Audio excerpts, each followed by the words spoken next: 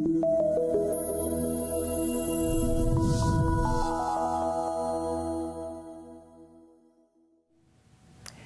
Faye Brownlee. I work in staff development, mostly in British Columbia, but in other areas too.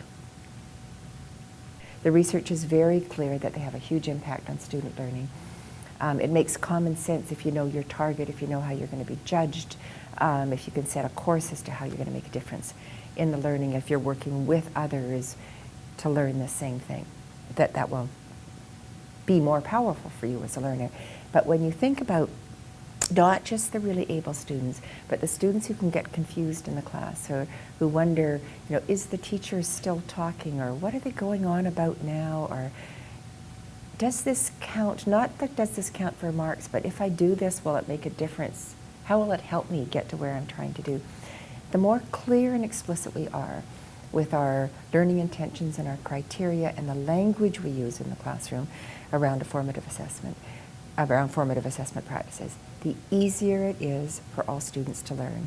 The curriculum becomes that much more accessible, and the greatest impact is on the learning of the students who are the most at risk.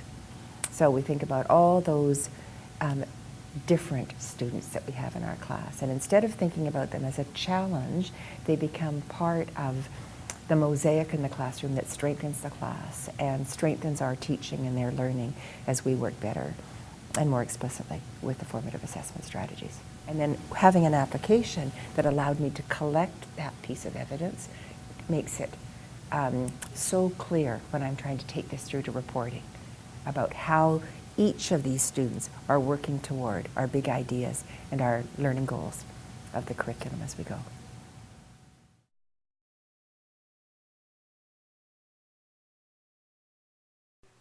My name is Ruth Sutton.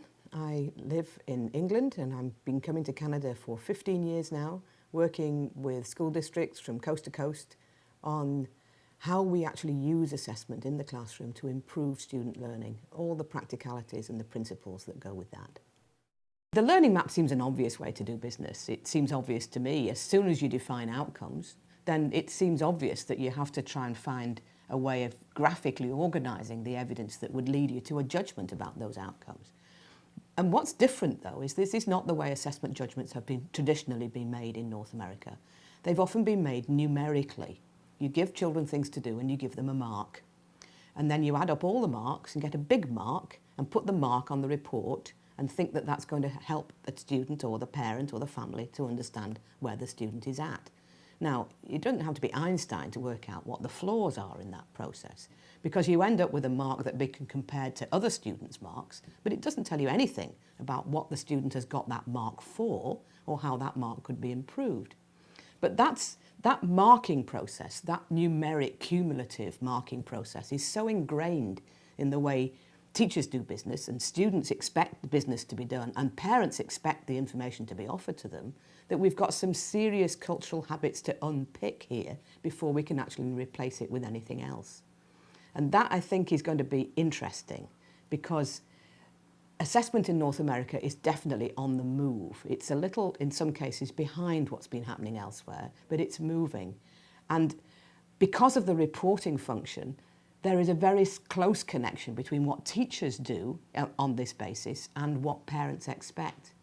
And I think some of the bumps in the road are going to be about a change in the way learning is described and a change in the way in which we operate assessment and report to parents. And as we know, many parents are uncomfortable with change, many teachers too. So the change process is an interesting place to be.